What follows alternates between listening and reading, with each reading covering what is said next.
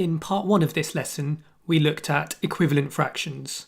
So we saw that there are different ways of writing the exact same fraction. For example, 1/2 is equivalent to 2/4.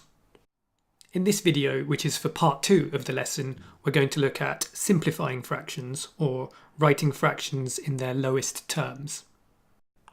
That means finding an equivalent fraction where the numerator and denominator, the top and bottom, are written using the smallest possible whole numbers. Let's take a look at question 1 to see how to do this.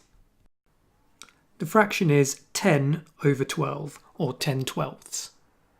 What we need to do is look for the highest common factor of 10 and 12. That is, the biggest number that goes into 10 and 12.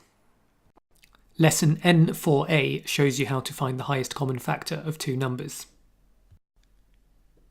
In this case, the biggest number that goes into 10 and 12 is 2. So what we're going to do is divide the top and the bottom by 2. Remember, when we're dealing with equivalent fractions, you have to multiply or divide the top and the bottom by the same number. So in this case, we're dividing by 2 because 2 was the biggest number that went into 10 and 12. And that gives us the equivalent fraction 5/6. 10 divided by 2 is 5, 12 divided by 2 is 6. So 10/12 in its simplest form is 5/6. To check that our answer is indeed the simplest form, what we can do is look for the highest common factor of 5 and 6. Is there another number that goes into 5 and 6 that we can divide this by to get even smaller numbers for our numerator and denominator? In this case, the only number that goes into both is 1, and if you divide them by 1, you get the same fraction. You still get 5/6. So that means we have simplified this correctly. For question 2, I'm looking for the biggest number that goes into 9 and 18, or the highest common factor of 9 and 18. That is 9. So we're going to divide the numerator by 9 and the denominator by 9. And that's going to give us 1 over 2. 9/18 is a half. It's not the end of the world if you didn't spot that 9 was the highest common factor. Perhaps you saw that 3 goes into 9 and 18. If you then divided the top and bottom by 3, you would find that 9/18 equals 3/6. Now, we have written the fraction in a simpler form, but it's not in its simplest form. It's not in its lowest terms, because we can simplify 3/6 even further. We can write this as an equivalent fraction with smaller numbers for the numerator and denominator. And we can do that by dividing the top and bottom of the fraction by 3. So dividing the numerator by 3 gives us 1. Dividing the denominator by 3 gives us 2.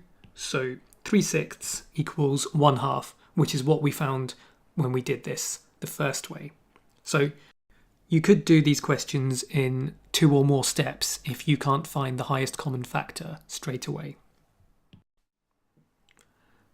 In question 3, we need to write 15/40 in its lowest terms, and we can see straight away that 5 goes into both of these numbers, and in fact 5 is the highest common factor. So I'm going to divide the numerator and denominator by 5. 15 divided by 5 is 3, and 40 divided by 5 is 8.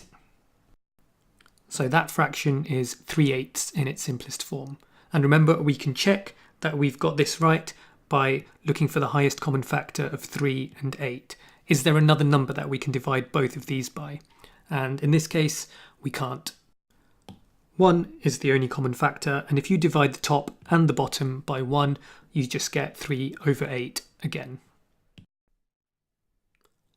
I just want to highlight a really common misconception that some students get. I've mentioned this in the previous video, but it's really important, so I'll say it again. What we are doing in all of these cases is finding an equivalent fraction. We're not changing the fraction. Sometimes students say to me that to go from 15/40 to 3/8, what you need to do is divide by 5. Now, that sounds like it's what we've done, but it's not. We haven't taken this fraction and divided it into 5 parts. We haven't broken it up into 5 smaller fractions. We have divided the numerator by 5 and the denominator by 5. So what we've done is actually keep the fraction the same. So we've divided the top and bottom by 5, the numerator and denominator. We have not divided the fraction as a whole by 5. That would be a different thing. You'll see in lesson N2b how to divide with fractions. Finally, let's move on to question 4.